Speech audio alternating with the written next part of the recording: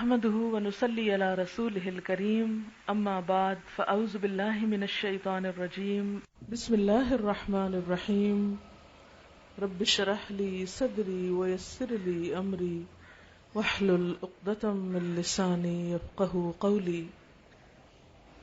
قرآن پاک میں اللہ تعالیٰ کا ارشاد ہے، یا ایھا الذین آمنوا کتب علیکم الصیام کما کتب علی الذین من قبلکم لعلکم تتقون ایاما معدودات فمن کان منکم مریضا او علی سفر فعدۃ من ایام اخر وعلی الذین یطیقونہ فدیۃ طعام مسکین ومن تطوع خیرا فہو خیر لہ وَأَن تَصُومُوا خَيْرٌ لَكُمْ إِن كُنتُمْ تَعْلَمُونَ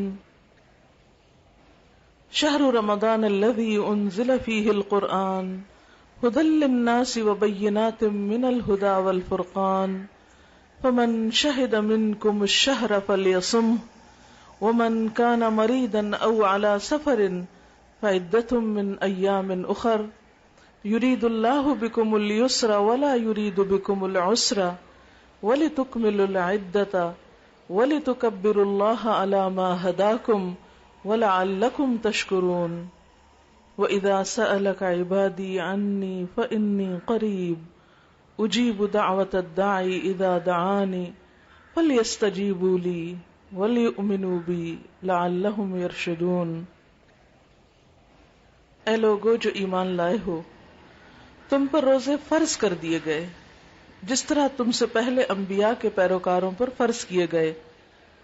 اس سے توقع ہے کہ تم میں تقوی کی صفت پیدا ہوگی۔ چند مقرر دنوں کے روزے ہیں۔ اگر تم میں سے کوئی بیمار ہو یا سفر پر ہو تو دوسرے دنوں میں اتنی تعداد پوری کر لے، اور جو لوگ روزہ رکھنے کی قدرت رکھتے ہوں پھر نہ رکھیں تو وہ فدیہ دیں۔ ایک روزے کا فدیہ ایک مسکین کو کھانا کھلانا ہے، اور جو اپنی خوشی سے کچھ زیادہ بھلائی کرے تو یہ اسی کے لیے بہتر ہے، لیکن اگر تم سمجھو تو تمہارے حق میں یہی اچھا ہے کہ روزہ رکھو۔ رمضان وہ مہینہ ہے جس میں قرآن نازل کیا گیا، جو انسانوں کے لیے سراسر ہدایت ہے اور ایسی واضح تعلیمات پر مشتمل ہے جو راہ راست دکھانے والی اور حق و باطل کا فرق کھول کر رکھ دینے والی ہیں۔ لہذا اب سے جو شخص اس مہینے کو پائے اس کو لازم ہے کہ اس پورے مہینے کے روزے رکھے، اور جو کوئی مریض ہو یا سفر پر ہو تو وہ دوسرے دنوں میں روزوں کی تعداد پوری کر لے۔ اللہ تمہارے ساتھ نرمی کرنا چاہتا ہے، سختی کرنا نہیں چاہتا، اس لیے یہ طریقہ تمہیں بتایا جا رہا ہے تاکہ تم روزوں کی تعداد پوری کر سکو، اور جس ہدایت سے اللہ نے تمہیں سرفراز کیا ہے اس پر اللہ کی بڑائی بیان کرو اور شکر گزار بنو۔ اور اے نبی صلی اللہ علیہ وسلم، میرے بندے اگر میرے بارے میں تم سے پوچھیں تو انہیں بتا دو کہ میں ان سے قریب ہوں، پکارنے والا جب مجھے پکارتا ہے میں اس کی پکار سنتا ہوں اور جواب دیتا ہوں۔ لہذا انہیں چاہیے کہ میری دعوت پر لبیک کہیں اور مجھ پر ایمان لائیں۔ یہ بات انہیں سنا دو، شاید کہ وہ راہ راست پالیں۔ عزیز بہنوں، اللہ تعالیٰ کا ہم سب پر بہت احسان ہے کہ ایک بار پھر زندگی میں ہم ماہ شعبان تک پہنچ گئے، اور اب ماہ شعبان کے آخری عشرے میں رمضان کے قریب پہنچ رہے ہیں۔ صحابہ کرام یہ دعائیں کیا کرتے تھے کہ اللہم بلغنا رمضان، یا اللہ تو ہمیں رمضان تک پہنچا دے۔ کیوں؟ تاکہ ہم اس کی برکتوں سے، رحمتوں سے زیادہ مستفید ہو سکیں، فائدہ اٹھا سکیں۔ حقیقت یہ ہے کہ جو رمضان کی قدر پہچانتا ہے، جو رمضان کی حقیقت کو جانتا ہے، وہی یہ دعا کر سکتا ہے، وہی رمضان کا انتظار کر سکتا ہے، اور جو اس نعمت کا انتظار کرتا ہے وہی اس کی تیاری کر سکتا ہے، وہی اس کا حق ادا کر سکتا ہے۔ تو یہ سراسر اللہ کی رحمت ہے کہ ہمیں اس نے زندگی کا کچھ وقت اور دے دیا، تھوڑی سی مہلت اور دے دی کہ ہم ایک بار پھر اس رحمت سے فائدہ اٹھا سکیں. تو اس شکر گزاری کے لیے، یعنی اس مہینے کے انعام یا نعمت کو ملنے کی شکر گزاری کے لیے ضروری ہے کہ ہم اس مہینے کو بہت اچھی طرح گزاریں، اس طریقے پر گزاریں جس سے اللہ راضی ہو جائے. تو اس کے لیے ضروری ہے کہ ہم اپنے آپ کو ذہنی طور پر اور عملی طور پر تیار کریں. ذہنی تیاری کے لیے تو آج ہم یہاں بیٹھ کر کچھ باتیں دہرائیں گے. ان میں سے بہت سی باتیں آپ نے پہلے بھی سنی ہوں گی، لیکن سال گزرنے پر پھر ہم بھول جاتے ہیں. تو اس لیے ضروری ہے کہ ہم اپنے آپ کو یاد دہانی کرائیں. دوسری بات یہ ہے کہ ہم جو باتیں آج ہوں ان کی روشنی میں گھر جا کر رمضان کے آنے سے پہلے عملی تیاری بھی کر لیں. سب سے پہلی بات تو یہ ہے کہ کوئی بھی کام اگر تیاری کے بغیر کیا جائے تو اس کام کا صحیح حق ادا نہیں ہوتا یا اس سے صحیح فائدہ نہیں اٹھایا جا سکتا. مثلا آج کا یہ درس تھا، اگر آپ سب کو بلا لیا جاتا اور چادریں نہیں بچھائی جاتی، آپ کے بیٹھنے کا کوئی انتظام نہیں کیا جاتا، مجھے بلا کر مائک کے بغیر بٹھا دیا جاتا، تو نتیجہ کیا ہوتا؟ آپ سب کھڑے ہوتے اور میں بول رہی ہوتی اور میری آواز کسی تک نہیں پہنچتی. آپ آتے اور چلے جاتے، میں بھی آتی اور وقت ضائع کر کے چلی جاتی، حاصل کچھ نہ ہوتا. جب بھی کوئی کام تیاری کے ساتھ کیا جاتا ہے تو انسان اس وقت سے بہترین فائدہ اٹھاتا ہے. اگر ہم واقعی چاہتے ہیں کہ رمضان کی برکتوں سے فائدہ اٹھائیں، ضروری ہے کہ ہم پھر اس کے لیے تیار ہو جائیں. رسول اللہ صلی اللہ علیہ وسلم رمضان کی آمد کی خبر ان الفاظ میں دیا کرتے. حدیث میں آتا ہے، آپ نے فرمایا، اتاکم رمضان شہر برکت یغنیکم اللہ فیہ فینزل الرحمت ویحط الخطایا ویستجیب الدعاء ينظر الله الى تنافسكم فيه فيباهي بكم ملائكته فأروا الله من أنفسكم خيرا فإن الشقي من حرم فيه رحمة الله. آپ صلی اللہ علیہ وسلم نے فرمایا، تمہارے پاس رمضان جیسا بابرکت مہینہ آتا ہے تو اللہ تعالیٰ تمہیں اپنی رحمت سے ڈھانپ لیتے ہیں. یعنی گویا ہم پہلے ہی عشرے میں اللہ کی رحمت میں پناہ لیتے ہیں یا اللہ کی رحمت چھا جاتی ہے. اللہ تعالیٰ گناہ معاف کر دیتے ہیں، دعائیں قبول فرماتے ہیں، اور اللہ تعالیٰ تمہارے ذوق اور شوق کو دیکھتے ہیں. اب دیکھیں کہ رمضان تو آئے گا، رحمتیں بھی آئیں گی. اللہ تعالیٰ ہم سے کیا دیکھتے ہیں؟ تمہارا ذوق اور شوق. ہم سب اپنے دل کا جائزہ لیں کہ رمضان کا ہم کتنے شوق سے انتظار کر رہے ہیں. واقعی کوئی شوق ہے، کوئی فیلنگ ہے، جیسے کوئی مہمان آتا ہے یا کوئی پیارا شخص آنے والا ہوتا ہے تو دل کی حالت کیا ہوتی ہے؟ تو اگر ہمیں رمضان سے بھی محبت ہے تو رمضان کے آنے سے پہلے ہمارے دلوں کی حالت کیا ہے؟ ہم سب اپنا جائزہ خود لیں، اپنا امتحان خود لیں، اپنی کیفیت خود جانیں. کہیں ایسا تو نہیں کہ رمضان آ رہا ہے، ایک ایک دن کر کے قریب پہنچ رہا ہے اور ہمیں پرواہ ہی نہیں کہ کیا خزانہ اور کیا نعمت ہمارے ہاتھ آنے والی ہے، ہمیں احساس ہی نہیں.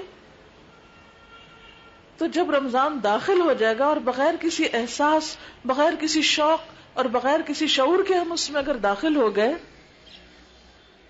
تو کیا ہم واقعی اس سے صحیح فائدہ اٹھا سکیں گے؟ نہیں. تو آپ صلی اللہ علیہ وسلم نے کیا فرمایا کہ اللہ تعالیٰ تمہارے ذوق اور شوق کو دیکھتا ہے کہ تمہارے اندر کتنی ایکسائٹمنٹ ہے یا کتنا شوق ہے کہ رمضان آئے، اور پھر اس شوق میں تم کتنا عبادت کے لیے اپنے آپ کو تیار کرتے ہو اور کیا کچھ پھر عملاً کر کے دکھاتے ہو. پھر فرمایا کہ تمہاری وجہ سے فرشتوں پہ فخر کرتے ہیں. اللہ تعالیٰ بندوں کا ذکر اپنے فرشتوں میں کرتے، دیکھو میرے بندوں کو سارا دن میری خاطر کھانا پینا چھوڑتے ہیں، اپنی خواہشات کو چھوڑتے ہیں، راتوں کو قیام کرتے ہیں، اپنے مال میں سے کثرت کے ساتھ صدقہ خیرات کرتے ہیں. تو جب ایک بندہ رمضان کے مہینے میں خوب ذوق اور شوق کا مظاہرہ کرتا ہے، زیادہ سے زیادہ کثرت کے ساتھ نیک عمل کرتا ہے، تو اللہ تعالیٰ ان بندوں سے اتنا راضی ہوتے ہیں کہ ان کا ذکر فرشتوں کی محفل میں کرتے ہیں اور ان پر فخر کرتے ہیں کہ دیکھو میرے ان بندوں کو کس طرح یہ نیکیوں میں دوڑ رہے ہیں اس مہینے میں.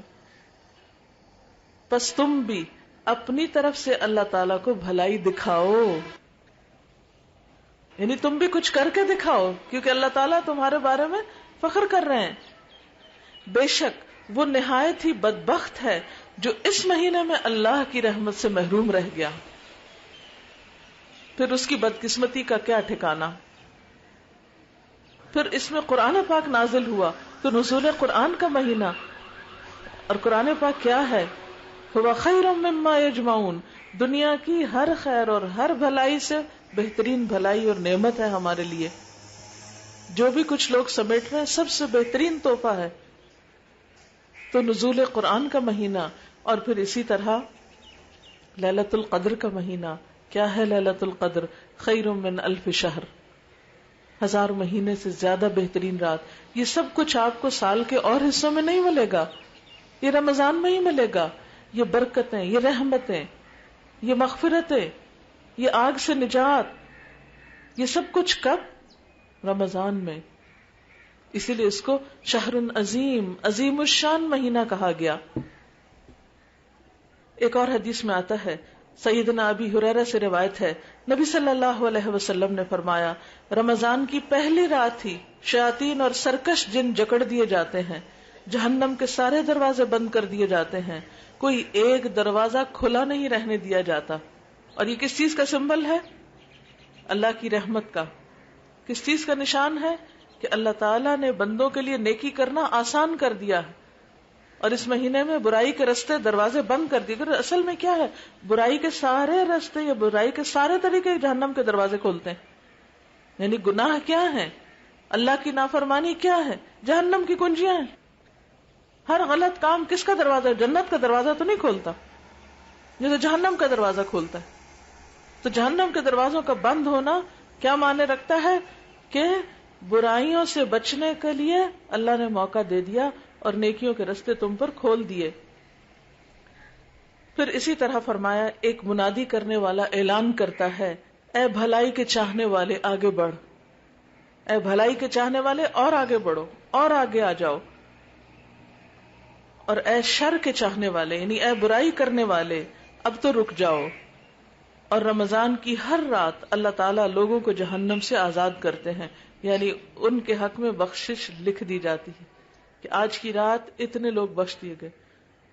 کچھ اور لوگ پھر یعنی جو رمضان آگے بڑھتا جاتا ہے لوگوں کا نیکی کا شوق بھی بڑھتا چلا جاتا ہے، اور جو آگے انسان کو خشوع اور خضوع اور دعاؤں کے اندر رقت اور اللہ سے قربت بڑھتی ہے تو انسان کے جہنم سے نجات کے انسان کو سرٹیفکیٹ ایک طرح سے ملتے چلے جاتے ہیں. اس لیے ہم سب کے لیے ضروری ہے کہ پوری تیاری کے ساتھ ہم اس مہینے میں داخل ہوں. ایک اور حدیث میں آتا ہے، حضرت ابو ہریرہ سے روایت ہے، رسول اللہ صلی اللہ علیہ وسلم نے فرمایا، رمضان میں میری امت کو 5 خصوصیات ایسی عطا کی گئی ہیں جو اس سے پہلے کسی امت کو نہیں دی گئی. جیسا کہ آپ نے قرآن پاک کی آیت میں سنا کہ روزے تو پہلی امتوں پر بھی فرض تھے، کتب علیکم الصیام کما کتب علی الذین من قبلکم، پچھلی امتوں پر بھی یہ فرض تھے روزے، لیکن اس امت پر روزے کی فرضیت کے ساتھ 5 خاص باتیں انہیں ملی جو پچھلی امتوں کو نہیں ملی تھی. اور وہ کیا ہے؟ روزے دار کے منہ کی بساند اللہ کے ہاں کستوری کی خوشبو سے زیادہ بہترین ہے. دوسری بات، ان کے لیے فرشتے استغفار کرتے ہیں یہاں تک کہ روزہ دار روزہ افطار کر لے. یعنی آپ روزے سے ہیں، تھکے ہوئے ہیں، زیادہ دعا بھی نہیں مانگ پا رہے، تو اللہ تعالیٰ نے فرشتے مقرر کیے ہوئے جو آپ کے لیے دعائیں مانگے، اور وہ بخشش کی دعائیں. ہاں اگر آپ نے واقعی روزہ رکھا ہوا اس میں حلال چھوڑ کے حرام نہ کھا رہے ہوں. حرام کھانا کیا ہے؟ کسی کی غیبت کرنا، چغلی کرنا، شکایتیں لگانا، کسی کے خلاف دوسروں کو بھڑکانا، یہ حرام کھانا ہے. قرآن پاک میں غیبت کے بارے میں کیا فرمایا گیا؟ اَيُحِبُّ أَحَدُكُمْ أَن يَأْكُلَ لَحْمَ أَخِيهِ مَيْتًا فَكَرِهْتُمُوهُ، کہ تم میں سے کوئی پسند کرے گا کہ وہ اپنے مردہ بھائی کا گوشت کھائے، تم اس کو سخت ناپسند کرو گے. تو بعض لوگ روزہ تو رکھ لیتے ہیں، کھانا پینا تو چھوڑ دیتے ہیں، لیکن مردار کھانا نہیں چھوڑتے، غیبت چغلی سے پرہیز نہیں کرتے. تو جو شخص ہر چیز سے پرہیز کرے، کیونکہ روزہ صرف کھانا پینا چھوڑنے کا نام نہیں ہے، روزہ حرام کو چھوڑنے کا نام بھی، بلکہ روزہ تو تقاضا کرتا ہے کہ جو حلال چھوڑ سکتا تو حرام بھی چھوڑو، اور اسی کا نام تقویٰ ہے. تو ان لوگوں کے لیے فرشتے دعائیں کرتے ہیں، فرشتے استغفار کرتے رہتے ہیں. پھر اگلی خصوصیت، اللہ تعالیٰ ہر روز ان کے لیے جنت کو سجاتے ہیں، مزین کرتے ہیں، ڈیکوریٹ کرتے ہیں. آپ دیکھیں کہ جب کسی خاص بندے نے آپ کے گھر آنا ہو، عموماً لوگ شادی کے موقع پہ کیا کرتے ہیں؟ گھر کا فرنیچر بدلتے ہیں، پینٹ، رنگ روغن، ہر ایک چیز، اور ہر روز ایک نئی چیز لا رہے ہیں، سجا رہے ہیں، بنا رہے ہیں کہ ایک نیا مہمان گھر میں آ رہا ہے. تو اللہ کے وہ خاص بندے جو رمضان کا حق ادا کریں، اللہ تعالیٰ ہر روز جنت کو سجاتے ہیں اور سجاتے ہیں اور سجاتے ہیں اور سجاتے ہیں. تو آپ ذرا تھوڑی دیر کے لیے تصور کریں، امیجن کریں کہ جنت تو ویسے ہی خوبصورت ہے، لیکن جو جو انسان اس مقام میں آگے بڑھتا چلا جاتا ہے تو اس کے لیے اللہ تعالیٰ اور نعمتوں میں بھی اضافہ کرتا چلا جاتا ہے، اس کے لیے اور اہتمام اور اہتمام. اور اللہ تعالیٰ فرماتے ہیں، ہو سکتا ہے میرے نیک بندے اپنے آپ سے مشقت اور تکلیف کو اتار کر تیری طرف آ جائیں. یعنی یہ گناہ اور برائیاں اور غلط کام اور دنیا کی آزمائشیں اور مصیبتیں اور تکلیف دہ چیزیں، یہ سب کچھ کیا مشقتیں ہیں. تو جب ایک نیک بندہ فوت ہوتا ہے تو موت اس کے لیے باعث راحت ہوتی ہے، کیونکہ وہ دنیا کے غموں سے نجات پاتا ہے، دنیا کی آزمائشوں سے نکل جاتا ہے، اور آگے اس کے لیے کیا ہے؟ جنت سجی ہوئی ہے. تو اللہ تعالیٰ اتنا خوبصورت کرتے اس جنت کو کہ ہو سکتا ہے میرے نیک بندے دنیا کے غم پھینک کے، دنیا کی مشقتیں دور کر کے اس میں آ جائیں. اور یہ کب ہو سکتا ہے؟ جب انسان صبر سے کام لے، ہر تکلیف اور مشقت پر، ناپسندیدہ حالت پر صبر اور تحمل اختیار کرے. لیکن بات یہ ہے کہ ہماری جلد بازی ہمیں صبر نہیں کرنے دیتی. ہم سب کے لیے ایک بہت بڑی مشکل کیا ہے؟ ہماری طبیعتوں کی جلد بازی. ہم ہر چیز کو جلدی کرنا چاہتے ہیں، فوراً کرنا چاہتے ہیں. آپ صلی اللہ علیہ وسلم کے پاس مختلف وفد آیا کرتے تھے، مختلف علاقوں سے. بنو عبد القیس کا ایک وفد آیا اور ان لوگوں نے آ کے اپنی سواریاں روکی اور فوراً دوڑتے ہوئے حضور صلی اللہ علیہ وسلم کے پاس پہنچ گئے. لیکن ان کا جو سردار تھا اشج جو تھا، اس نے پہلے اپنا جانور باندھا، پھر اس کے بعد اپنے کپڑے تبدیل کیے اور اہتمام کے ساتھ آپ صلی اللہ علیہ وسلم کی خدمت میں حاضر ہوا. تو جب وہ آیا تو آپ صلی اللہ علیہ وسلم نے فرمایا کہ اشج، تمہارے اندر 2 صفات ایسی ہیں جو اللہ تعالیٰ کو بہت محبوب ہیں. اب ذرا سوچئے کہ کوئی شخص آپ کے پاس، اپنے آپ کو رکھ لیجئے کہ اگر آپ حضور صلی اللہ علیہ وسلم کی ملاقات کے لیے جائیں اور آپ کو حضور یہ فرمائیں کہ تمہارے اندر کی 2 خوبیاں اللہ کو بہت پسند ہیں، تو آپ کا حال کیا ہوگا؟ یعنی اس وقت کیفیت کیا ہوگی؟ تو بہرحال اس پر ظاہر وہ متوجہ ہوئے کہ کون سی 2 خوبیاں؟ تو آپ نے فرمایا ایک ہے حلم کہتے ہیں بردباری کو. کسی نے کچھ کہہ دیا، برداشت کر جانا، پی جانا، اگنور کر جانا، کوئی بات نہیں، جواب نہیں دینا، فوری ریاکشن ظاہر نہیں کرنا. اور دوسرے ہے آہستگی. تو وہ پوچھنے لگے، اے اللہ کے رسول صلی اللہ علیہ وسلم، میرے اندر یہ صفات خلقی ہیں، یعنی گاڈ گفٹڈ ہیں، یعنی یہ میرے اندر کیسے آئی ہیں یہ چیزیں؟ تو آپ نے فرمایا گاڈ گفٹڈ ہیں، اللہ نے دی ہیں. کیونکہ جو کچھ بھی ہمیں ملتا ہے ہماری اچھی عادات میں سے اللہ کی طرف سے ہوتا ہے. اب ہونا تو یہ چاہیے تھا کہ جو بھاگ کے آگے پہنچ گئے آپ ان کو اپریشیٹ کرتے، بغیر تیاری کے آگے دوڑتے ہوئے شوق کا اظہار کرتے. وہ اپنی جگہ ہے ایک شوق، لیکن ان کا آنا کیا تھا؟ آرام سے، سکون سے.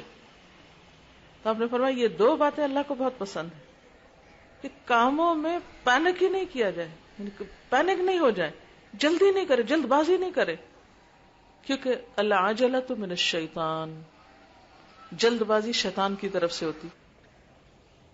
آپ دیکھیے کہ جتنے ہم غلط کام کرتے ہیں نا ان کے پیچھے جلد بازی ہوتی. ٹریفک کے حادثات کیوں ہوتے ہیں؟ جلد بازی ہوتی. غلط باتیں زبان سے کب نکلتے ہیں؟ جب ہم جلد بازی کر رہے ہوتے ہیں، فوراً جلدی جلدی، یہ کیوں نہیں ہوا، اب تک نہیں ہوا، کیسے نہیں ہوا.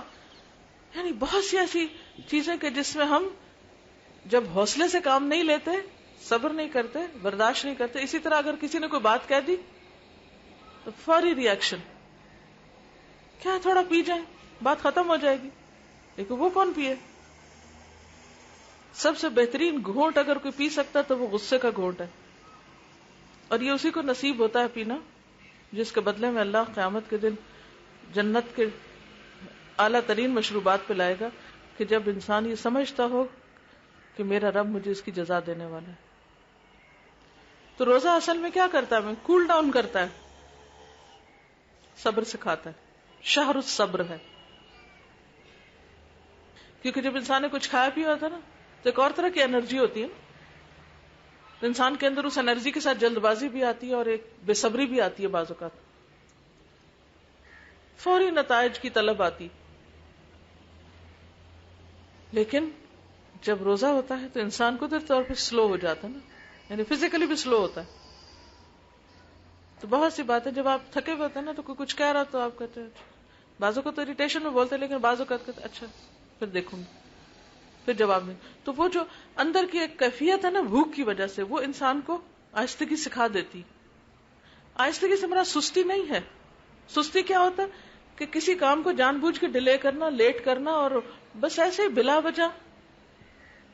لیکن آہستگی ایک پسندیدہ صورت ہے. آپ صلی اللہ علیہ وسلم نے فرمایا التؤدۃ فی کل شیء الا فی عمل الاخرہ، ہر چیز میں آہستگی سوائے آخرت کے عمل کے. اس کے لیے کیا ہے؟ ففروا الی اللہ فاستبقوا الخیرات. بہرحال پھر اس کے بعد آپ صلی اللہ علیہ وسلم نے فرمایا اس ماہ میں سرکش شیطان زنجیروں میں جکڑ لیے جاتے ہیں اور وہ روزے دار تک اپنی رسائی نہیں پاتے جس طرح کے غیر روزہ دار تک پہنچ جاتے ہیں. اور روزے دار کو آخری رات معاف کر دیا جاتا ہے. آپ صلی اللہ علیہ وسلم سے پوچھا گیا کیا یہ آخری رات شب قدر ہے؟ یعنی صحابہ کرام کو ایک تجسس تھا جب آپ نے فرمایا کہ آخری رات میں معاف کر دیا جاتا ہے تو انہوں نے پوچھا پھر یہ شب قدر ہی ہوگی جو معافی مل گئی؟ آپ نے فرمایا نہیں، بلکہ مزدور کو اس کی محنت کا صلہ اس وقت دیا جاتا ہے جب وہ اپنا کام مکمل کر لیتا ہے. یعنی وہ صلے کی رات ہے، انعام کی رات ہے. اور انعام کیا ہے رمضان کا سب سے بڑا؟ بخشش. پھر اسی طرح آخرت کے بھی بہت فائدے ہیں. مثلا جنت کا ایک دروازہ جس کا نام ریان ہے، اس سے صرف روزہ دار داخل ہوں گے، کوئی اور نہیں جا سکے گا اس کے ذریعے. پھر اسی طرح گناہوں کا کفارہ ایک رمضان سے دوسرے رمضان تک. پھر اسی طرح روزے دار کے لیے جو اصل جزا ہے اس کی وہ چھپا کر رکھی گئی ہے، کیونکہ آپ صلی اللہ علیہ وسلم فرمایا، اللہ تعالیٰ فرماتے ہیں الصوم لی وانا اجزی بہ، روزہ میرے لیے اور میں اس کی جزا دوں گا، خود دوں گا، خاص انعام دوں گا، کیونکہ اس نے میری خاطر کھانا پینا چھوڑا. کسی اور کو تو نہیں پتا ہوتا کہ روزہ دار کیا کر رہا ہے، کھا رہا ہے یا نہیں کھا رہا. چھپ کے کوئی کچھ بھی کر سکتا ہے اور لوگوں کو یہ بتا سکتا ہے میں روزے سے ہوں، لیکن اللہ تو جانتا ہے. لہذا روزہ ہے ہی خالصتاً اللہ اور بندے کا معاملہ کہ جس کا پتہ کوئی دوسرا لگا ہی نہیں سکتا، کسی دوسرے کو خبر بھی نہیں ہو سکتی. ایک شخص سارے شہر میں روزے کا ڈنڈورا پیٹے اور چھپ کے کھا لے تو ہو سکتا ہے سارا شہر یقین کر جائے ہاں بھی یہ روزے سے، لیکن اللہ کو پتا ہے کہ وہ کیا کر رہا ہے اور اس کو خود پتا ہے. اس لیے اس کی جزا بھی اللہ تعالیٰ نے خاص رکھی. ہر عمل 10 گنا بتایا قرآن پاک میں، لیکن روزے کی جزا کئی گنا. حتیٰ کہ ایک حدیث میں آتا ہے کہ جو شخص ایک دن اللہ کے راستے میں روزہ رکھتا ہے، اللہ تعالیٰ اس کا چہرہ اس ایک دن کے عوض جہنم سے 70 سال دور کر دیتا ہے. اب آپ دیکھیے پوری زمین کو آپ دیکھیے، ایک کونے سے لے کے دوسرے کونے تک اگر آپ ٹریول کرنا چاہیں تو 30-35 گھنٹوں میں پوری زمین کے ایک حصے سے دوسرے حصے تک پہنچ جائیں گے. یہ 25-30 گھنٹوں میں آپ سفر طے کر سکتے. لیکن 70 سال کا فاصلہ ایک بہت بڑا فاصلہ ہے. گویا ایک انسان زندگی کے پہلے دن سے چلنا شروع کرے اور بوڑھا ہونے تک کچھ نہ کرے، صرف چلتا رہے. کتنا دور کا فاصلہ ہوگا اگر چال سے بھی جائے. اور اب تو آپ دیکھیں جہاز اور کیا کچھ موجود ہے. تو اس لیے انسان اس جزا پر یقین رکھتے ہوئے روزے کا حق ادا کر سکتا ہے جو جزا اس کے رب کے پاس ہے. ایک اور جگہ پر فرمایا روزہ جہنم سے ڈال ہے جس طرح تمہیں لڑائی میں بچانے والی ڈھال ہوتی ہے. ڈھال کیا ہوتی ہے؟ کہ کوئی تیر یا وار آ رہا ہو تو آپ سامنے ایک رکاوٹ کھڑی کر لیں، شیلڈ جس کو کہتے ہیں، یعنی وہ آپ کی طرف آنے سے رک جاتی. بالکل اسی طرح روزے سے نمبر 1 انسان آگ سے بچ جاتا ہے. یعنی اب دیکھیں کہ ڈھال کو شاید آپ اس طرح امیجن نہیں کر سکیں. مثلا اگر آپ دیکھتے ہیں جیسے گھر میں کوئی ایسا شخص داخل ہو گیا، خدا نخواستہ کوئی چور یا کچھ، تو آپ فوراً کیا کریں گے؟ فوراً کنڈی لگائیں گے. آپ گاڑی میں بیٹھتے ہیں اور پتہ چلتا ہے کہ کوئی گاڑی کے اوپر کچھ کرنے آ رہا ہے تو آپ فوراً دروازے بند کریں گے، فوراً اس کو لاک لگائیں گے کہ کوئی دروازہ نہ کھول دے. کئی دفعہ آپ نے سنا ہوگا ایسے حادثے ہوتے ہیں کہ لوگ لٹ جاتے ہیں گاڑیوں میں کیونکہ دروازہ بند نہیں تھا. جب کوئی لاک کر لیتا ہے تو محفوظ ہو جاتا ہے. اچھا، اسی طرح اس کیفیت کو محسوس کیجئے کہ کسی چور یا کسی شر سے بچنے کے لیے آپ نے دروازہ بند کر لیا اور وہ اندر نہ آ سکا اور آپ محفوظ ہو گئے. بالکل اسی طرح روزہ قیامت کے دن انسان اور آگ کے بیچ میں ایک بند دروازہ بن جائے گا. آگ اس تک نہیں آ سکے گی، آپ محفوظ ہو جائیں گے. روزہ ایک طرح سے انسان کو اپنے لپیٹ میں لے لے گا، محفوظ کر دے گا. اسی طرح گناہوں سے بھی بچنے کا کام دیتا ہے. یعنی انسان ہر وقت اپنے نفس کی وجہ سے، ماحول کی وجہ سے، شیطان کی وجہ سے مختلف قسم کی غلطیاں کرتا رہتا ہے. تو جب انسان روزے سے ہوتا ہے تو انسان ایک طرح سے ایک محفوظ خول یا ایک محفوظ چیز کے اندر آ جاتا ہے اور اس کی بچت ہو جاتی ہے. ایک اور حدیث سے ہمیں پتہ چلتا ہے، آپ صلی اللہ علیہ وسلم نے فرمایا کہ الصوم جنۃ، الصیام جنۃ من النار کجنۃ احدکم من القتال، کہ جیسے جنگ میں ڈھال استعمال ہوتی ہے اسی طرح جہنم سے بھی یہ ڈھال کے طور پر، حفاظت کے طور پر روزہ کام کرے گا. گناہوں کی بخشش کے لیے خاص طور پر احتساب نفس شرط قرار دیا روزے میں. من صام رمضان ایمانا و احتسابا غفر له ما تقدم من ذنبه. یہ سارے وعدے اپنی جگہ ہیں لیکن ان سب کے لیے شرط کیا ہے کہ انسان ایمان کے ساتھ، ایمان کا کیا مطلب؟ خالص اللہ کے لیے کام کرے، دین کے تقاضے کے طور پر، دنیا کے مفاد کے لیے نہیں. اور دوسری طرف احتساب، کام کرے اور اس پر اجر کی نیت اللہ سے رکھے اور اپنے آپ کو پرکھتا بھی رہے کہ میں نے اس کام کا حق ادا کیا یا نہیں. نہیں، روزہ تو رکھ لیا، کھانا پینا تو چھوڑ دیا، کہ حق بھی ادا کیا یا نہیں. تو ایسے شخص کو یہ سکون یا یہ راحت نصیب ہوتی. اور پھر اگر کوئی شخص، جہاں روزہ رکھنے کا اتنا فائدہ ہے، اگر کوئی شخص روزہ نہیں رکھتا تو اس کے بارے میں کیا فرمایا؟ جو شخص رمضان کا ایک روزہ بغیر عذر یا بیماری کے چھوڑ دے، اگر وہ ساری زندگی بھی روزے رکھے، ہمیشہ بھی روزے رکھے، تو اس ایک روزے کے برابر نہیں ہو سکتا. تو اس سے کیا پتا چلتا ہے کہ جہاں روزہ رکھنا اپنے اندر بے شمار فائدے رکھتا ہے، وہاں روزہ نہ رکھنا بھی انسان کے لیے بے شمار بہت بڑے نقصان کا سبب ہے، جس کی تلافی ساری زندگی بھی نہیں ہو سکتی. کیوں نہیں ہو سکتی؟ اس لیے کہ زندگی کا وہ وقت تو ہاتھ سے نکل گیا، چلا گیا. اگر آپ کسی اور دن روزہ رکھتے ہیں وہ تو اس دن کا ہے، وہ جو اس رمضان کا تھا، کیونکہ رمضان سارا سال نہیں ہوتا. آپ دیکھیں نا کہ روزہ تو روزہ آپ کبھی بھی رکھ سکتے ہیں، لیکن رمضان کے مہینے کی اہمیت اس سے پتہ چلتی ہے کہ اس مہینے میں جو روزہ رکھا جاتا ہے اس کی بات ہی کچھ اور ہے. جب رمضان نکل گیا تو آپ بے شک سارا سال رکھیں، رمضان کا فائدہ آپ کو نہیں ملے گا. اس لیے اس مہینے کی قدر کرنا بے حد ضروری ہے. اچھا، تو پھر قدر کیسے کی جائے؟ دو طریقے سے. ایک یہ ہے کہ اس میں انسان اللہ کے حقوق ادا کرے اور دوسری طرف بندوں کے حقوق ادا کرنے کی فکر کرے. اللہ تعالیٰ کے حقوق میں سب سے پہلے نماز آتی. بعض لوگ روزہ تو رکھ لیتے، نماز نہیں پڑھتے. تو نماز کی پابندی ضروری ہے، اور وقت پر 5 نمازیں ادا کرنا اور اچھی سی نماز پڑھنا. کیونکہ جو شخص اچھا سا وضو کر کے اچھی سی نماز پڑھتا ہے، اچھی سی نماز سے مراد کیا ہے کہ اس میں اپنے دل کو مختلف طرح کے خیالوں سے بچاتا ہے، تو اس کے پچھلے گناہ معاف کر دیے جاتے ہیں. اور پھر خاص طور پر رمضان میں تراویح، قیام اللیل. حدیث میں آتا ہے فرض نماز کے بعد افضل نماز رات کی نماز ہے. اور عباد الرحمن کی صفت بھی کیا ہے؟ والذین یبیتون لربہم سجدا وقیاما. راتوں کو سجدے اور قیام، یہ عباد الرحمن کی صفت ہے. عام دنوں میں نہیں موقع ہوتا یا نہیں مہلت ہوتی تو رمضان کی رحمت اور برکت سے آپ صبح اٹھتے ہی ہیں. تو اس وقت انسان اس سحری کے وقت سے خاص طور پر فائدہ اٹھائے. کیونکہ حدیث میں آتا ہے کہ جب رات کا آخری تہائی حصہ ہوتا ہے، اللہ تعالیٰ آسمان دنیا پر جلوہ فرما ہوتے ہیں اور بندوں کو پکارتے ہیں کہ ہے کوئی بخشش مانگنے والا کہ میں اس کو بخش دوں. پھر اسی طرح رات کے قیام کے بارے میں، تراویح کے بارے میں بھی فرمایا من قام رمضان ایمانا واحتسابا غفر له ما تقدم من ذنبه. جس طرح روزہ کفارے کا ذریعہ، اسی طرح نماز سے تراویح بھی گناہوں کا کفارہ ہے. لیکن یاد رکھیے کہ روزہ روزہ ہے، تراویح تراویح ہے. دونوں اگرچہ رمضان میں ہے لیکن آپس میں اس طرح کا تعلق نہیں کہ اگر روزہ نہیں تو تراویح بھی چھوڑ دیں آپ.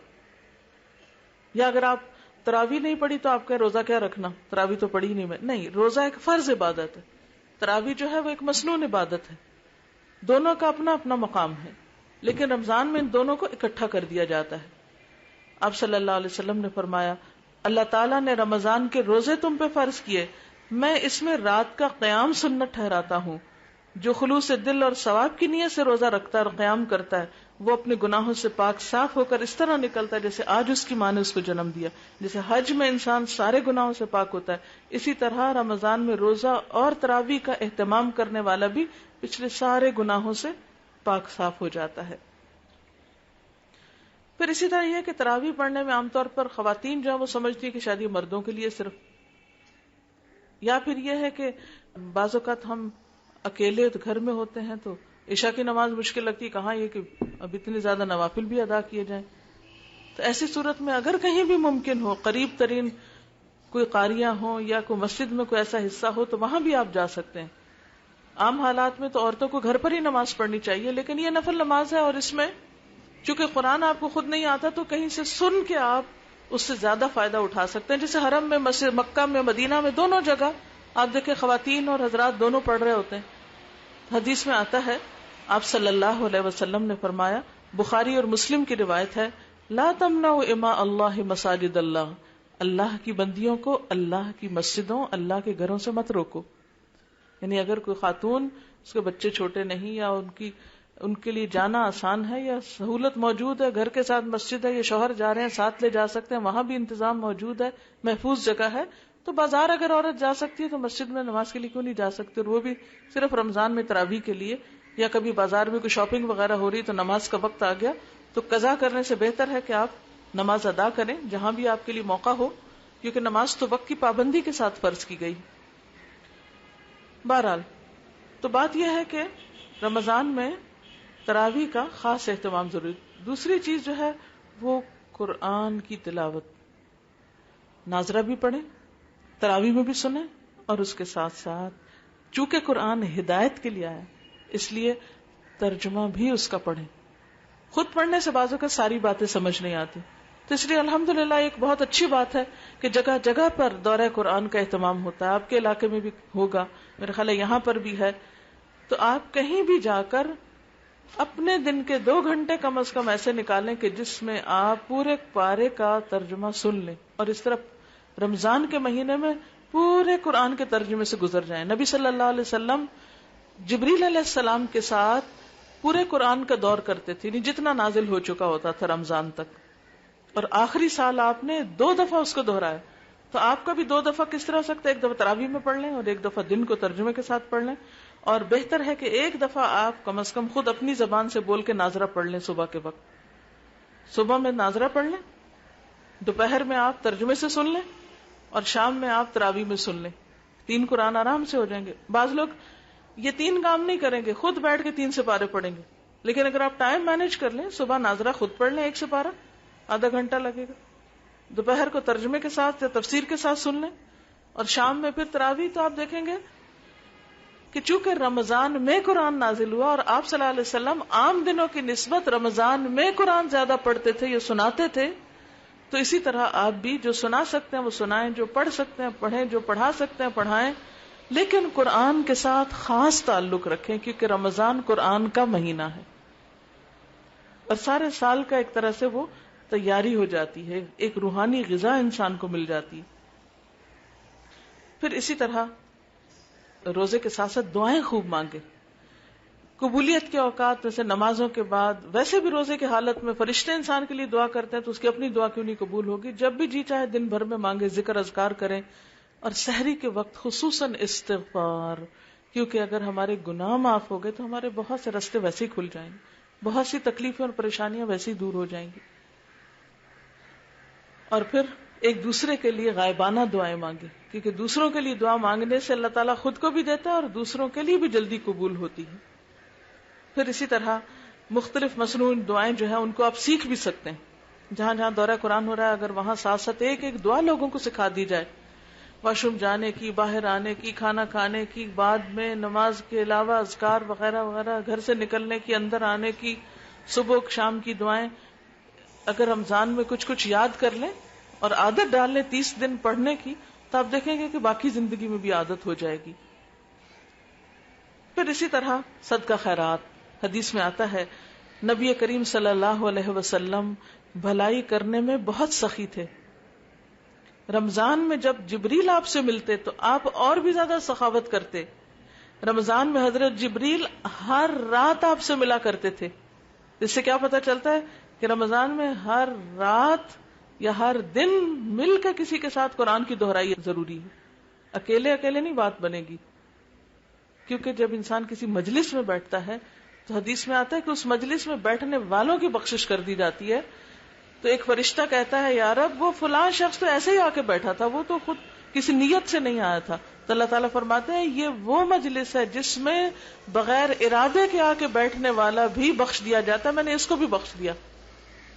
تو اس لیے رمضان میں جہاں انفرادی عبادت ہوگی وہاں اجتماعی عبادت بھی. اجتماعی کیسے؟ جیسے تراویح میں اکٹھے ہو جائیں، آسان ہو جائے گی، ہلکی ہو جائے گی نماز.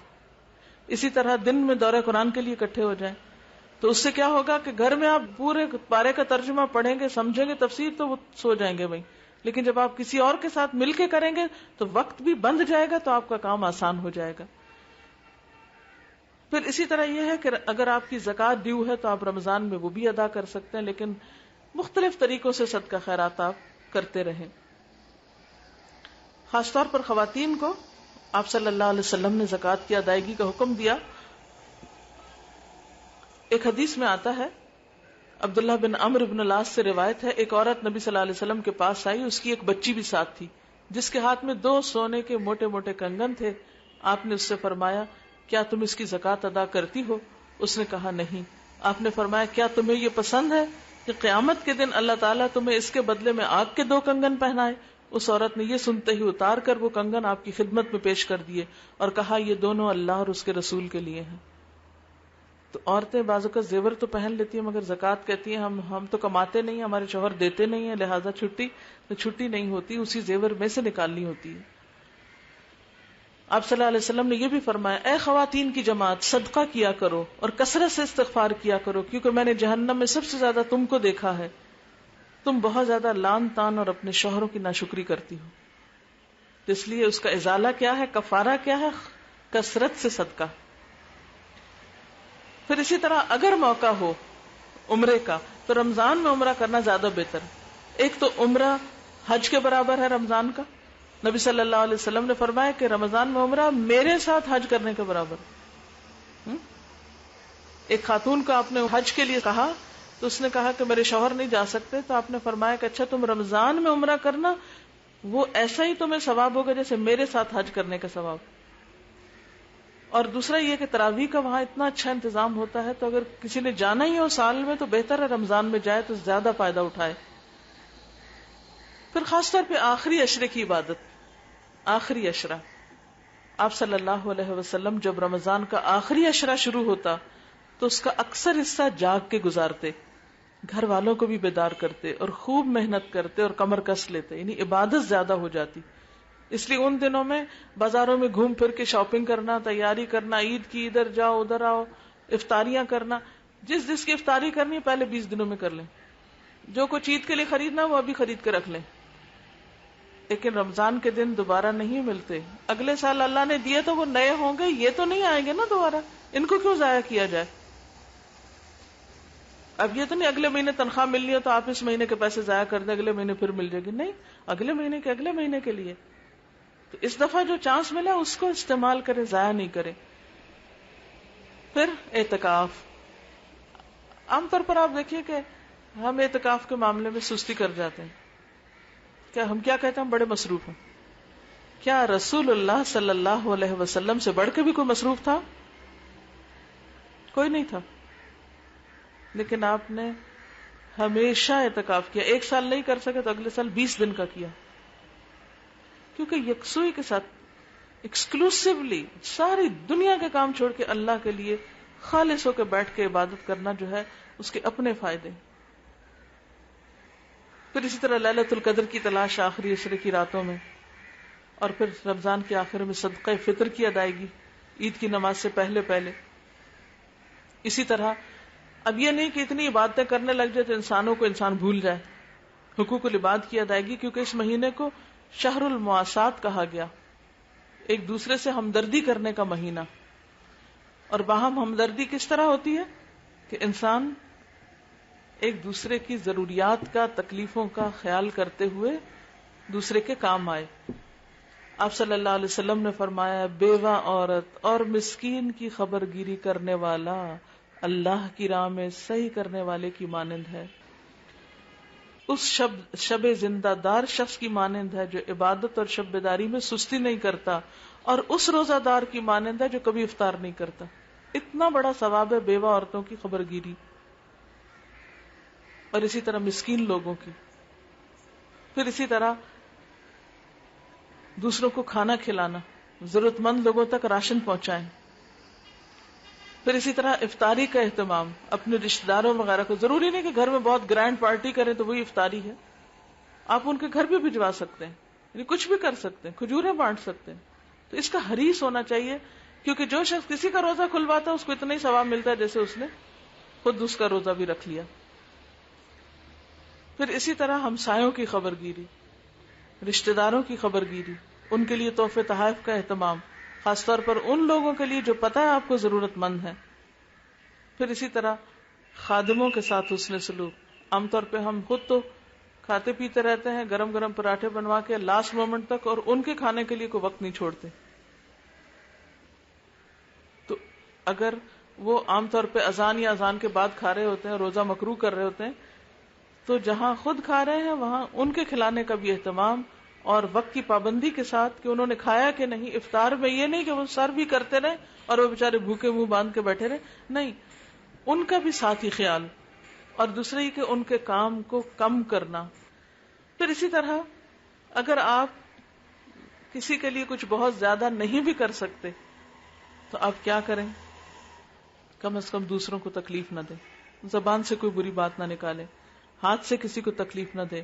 آپ صلی اللہ علیہ وسلم نے فرمایا, ایک مسلمان پر دوسرے مسلمان کا خون, مال اور عزت حرام ہے. جیسے خون حرام ہے ایسے عزت بھی حرام ہے.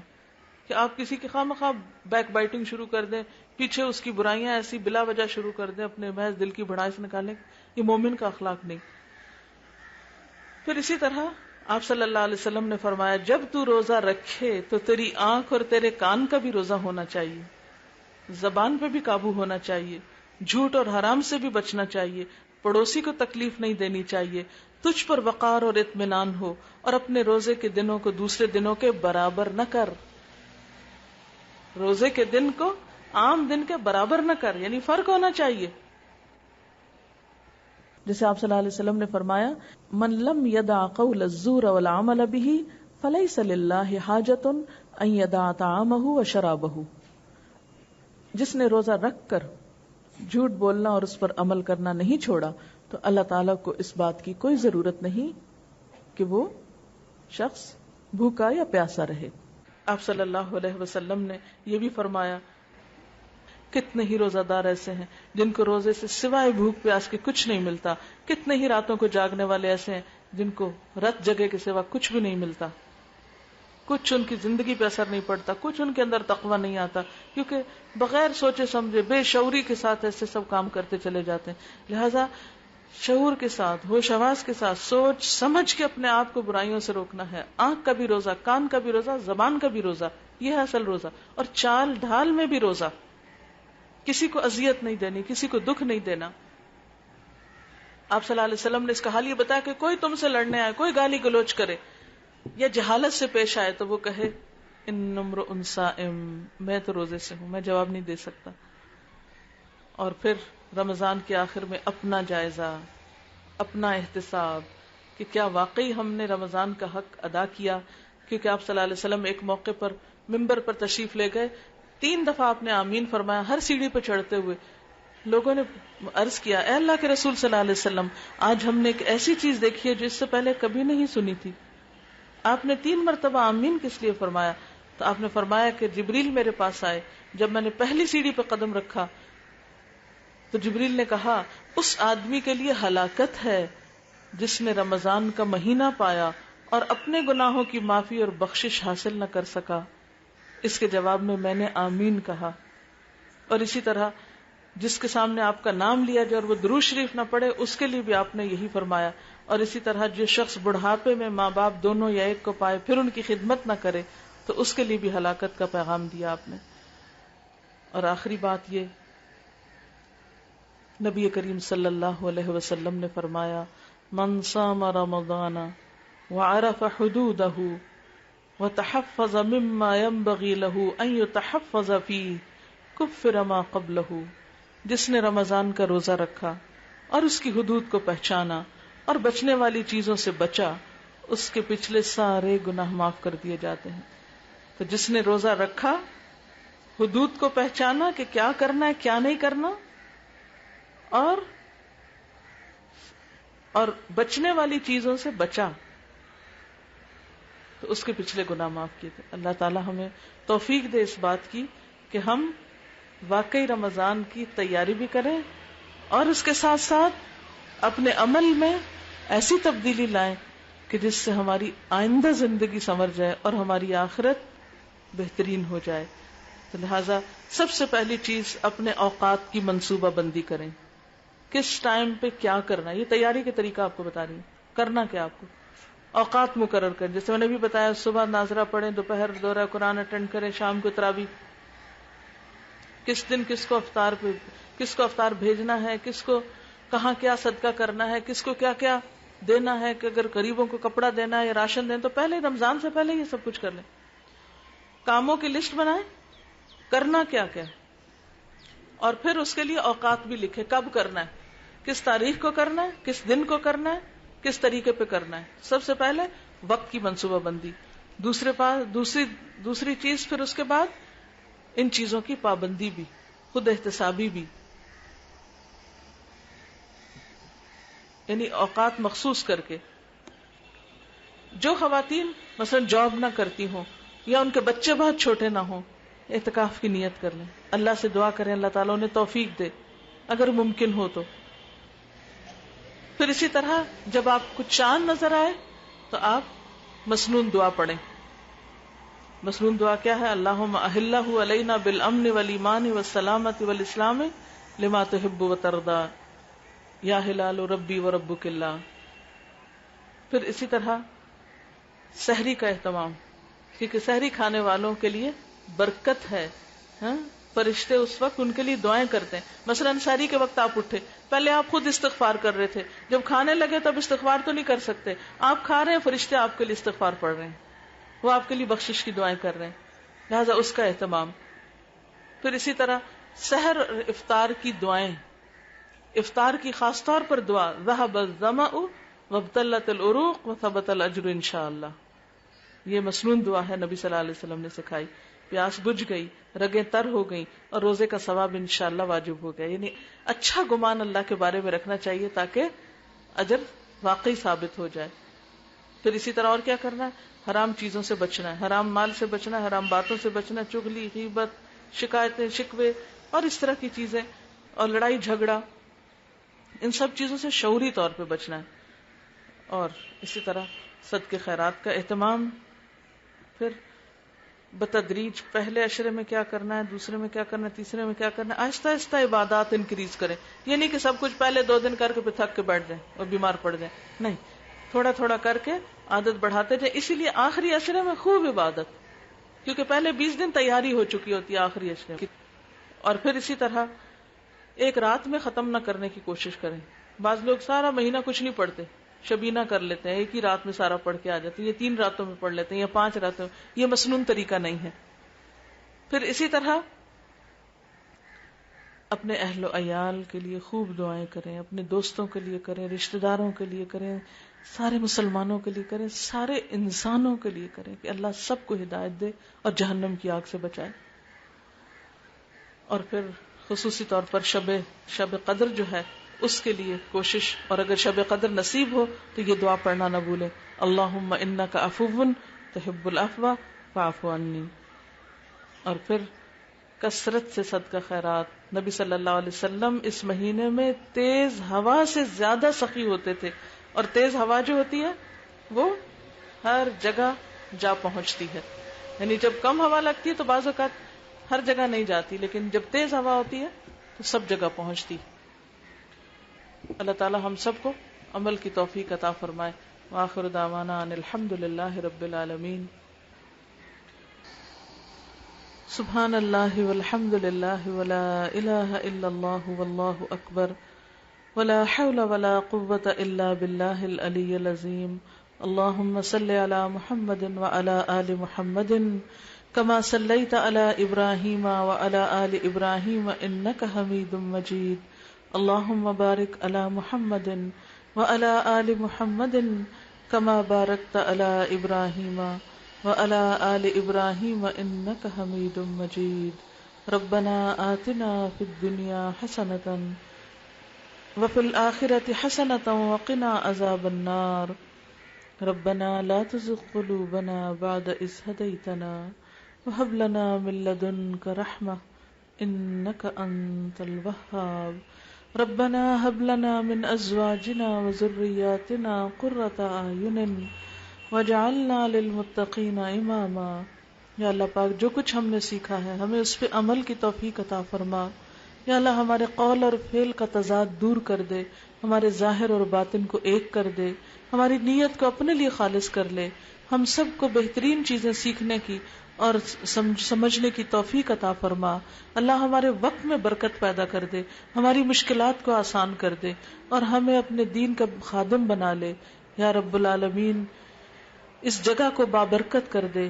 یا رب العالمین اس جگہ سے بے شمار لوگوں کو فیض اور نیکی پہنچے.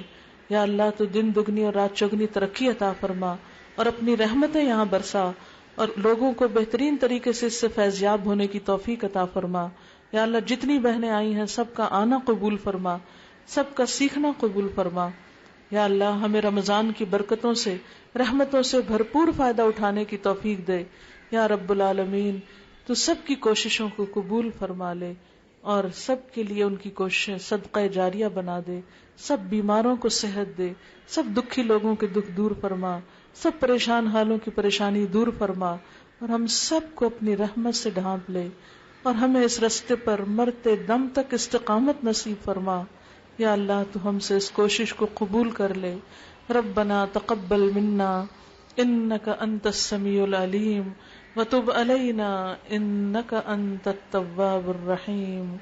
وصلی اللہ تعالی على خير خلقه محمد وعلى آله وأصحابه وأهل بيته أجمعين برحمتك يا أرحم الراحمين إلهي آمين.